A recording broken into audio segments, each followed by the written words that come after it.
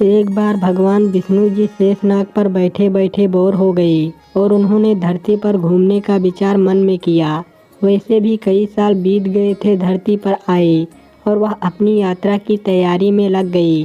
स्वामी को तैयार होता देखकर लक्ष्मी माँ ने पूछा, आज सुबह सुबह कहाँ जाने की तैयारी हो रही है? विष्णु जी ने कहा, हे लक्ष्मी, मैं धरती लोक पर घूमने जा रहा हूँ। तो कुछ सोचकर लक्ष्मी माँ ने कहा, हे देव, क्या मैं भी आपके साथ चल सकती हूँ? भगवान विष्णु ने दो पल सोचा, फिर कहा, एक शर्त पर तुम मेरे साथ चल सकती हो। तुम धरती पर पहुंचकर उत्तर दिशा की ओर बिल्कुल मत देखना।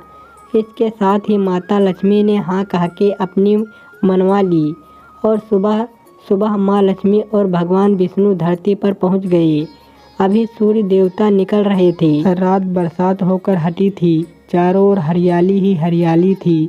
उस समय चारों ओर बहुत ही शांति थी और धरती बहुत ही सुंदर दिख रही थी और माँ लक्ष्मी मंत्रमुग्ध होकर धरती की ओर देख रही थी और भूल गई कि पति को क्या वचन देकर आई हैं और चारों ओर देखती हुई कब उत्तर दिशा की ओर देखने लगी, पता ही नहीं चला। उत्तर दिशा में माँ लक्ष्मी को एक बहुत ही सुंदर बगीचा नजर आया और उस तरफ से भीगी भीगी खुशबू आ रही थी और बहुत ही सुंदर सुंदर फूल खिले थे। यह एक फूलों का खेत था और माँ लक्ष्मी बिना सोचे समझे उस खेत में गई और एक सुंदर सा फूल तोड़ लाई। लेकिन यह क्या, जब माँ लक्ष्मी भगवान विष्णु के पास वापस आई तो भगवान विष्णु की आंखों में आंसू थे और भगवान विष्णु ने माँ लक्ष्मी को कहा कि कभी भी किसी से बिना पूछे उसका कुछ भी नहीं लेना चाहिए और साथ ही अपना वचन भी याद दिलाया। माँ लक्ष्मी को अपनी भूल का पता चला तो उन्होंने भगवान विष्णु से इस भूल की माफ़ी मांगी। तो भगवान विष्णु ने कहा कि तुमने जो भूल की है उसकी सज़ा तो तुम्हें ज़रूर मिलेगी। जिस मालिक के खेत से तुम नए बिना पूछे फूल तोड़ा है, यह एक प्रकार की चोरी है। इसलिए अब तुम 3 साल तक मालिक के घर नौकर बनकर रहो। उसके बाद मैं तुम्हें बैकुंठ में वापस बुलाऊंगा। माँ लक्ष्मी ने चुपचाप सर झुकाकर हाँ कर दी। आजकल की लक्ष्मी थोड़ी थी और माँ लक्ष्मी एक गरीब औरत का रूप धारण करके उस खेत के मालिक के घर गई। घर का एक झोपड़ा था और मालिक का नाम माधव था। माधव की बीबी, 2 बेटे और 3 बेटियां थीं। सभी उस छोटे से खेत में काम करके किसी तरह गुजारा करते थे। माँ लक्ष्मी जब एक साधारण और गरीब औरत बनकर उस माधव के झोपड़े पर गई तो माधव ने पूछा, बहन तुम कौन हो और इस समय तुम्हें क्या चाहिए? तब माँ लक्ष्मी ने कहा, मैं एक गरीब औरत हूँ, मेरी देखभाल करने वाला कोई नहीं है। मैंने कई दिनों से खाना भी नहीं खाया। मुझे कोई भी काम दे दो, साथ में मैं तुम्हारे घर का काम भी कर दिया करूँगी। बस मुझे अपने घर में एक कोने में आसरा दे दो। माधव बहुत ही अच्छे दिल का मालिक था। उसे दया आ गई, लेकिन उसने कहा, बहन मैं तो बहुत ही गरीब हूँ। मेरी कमाई से मेरे घर का खर्च मुश्किल से चलता है।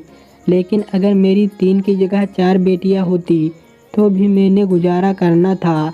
अगर तुम मेरी बेटी बनकर जैसा रूखा सूखा हम खाते हैं उसमें खुश रह सकती हो तो बेटी अंदर आ जाओ। माधव ने माँ लक्ष्मी को अपने झोपड़े में शरण दे दी और माँ लक्ष्मी 3 साल उस माधव के घर पर नौकरानी बनकर रही।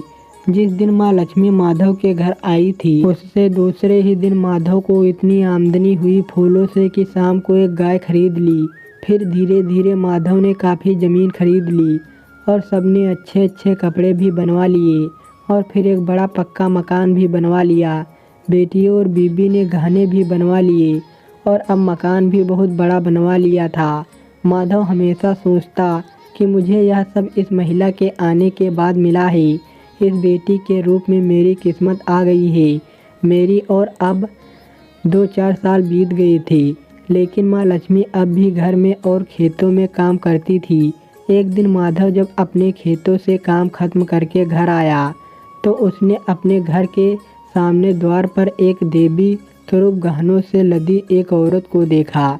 ध्यान से देखकर पहचान गया, अरे यह तो मेरी मुँह बोली चौथी बेटी यानी वही औरत है।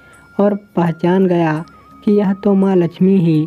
आज तक माधव का पूरा परिवार बाहर आ गया था और सब हैरान होकर माँ लक्ष्मी को देख रहे थे। माधव बोला, माँ हमें माफ़ कर, हमने तेरे से अनजाने में ही घर और खेतों में काम करवाया है। माँ यह कैसा अपराध हो गया है, माँ हम सबको माफ़ कर दे। अम्मा लक्ष्मी मुस्कुराई और बोली, माधव तुम बहुत ही अच्छे और दयालु व्यक्ति हो। तुमने मुझे अपनी बेटी की तरह से रखा, अपने परिवार के सदस्य की तरह से। इसके बदले में तुम्हें वरदान देती हूँ कि तुम्हारे पास कभी भी खुशियों और धन की कमी नहीं रहेगी। तुम्हें सारे सुख मिलेंगे जिसके तुम हकदार हो। और फिर माँ अपने स्वामी के दोबारा भेजे रथ में बैठकर बैकुंठ चली गई। कहानी अच्छी लगी हो दोस्तों तो लाइक और सब्सक्राइब करिए। धन्यवाद दोस्तों।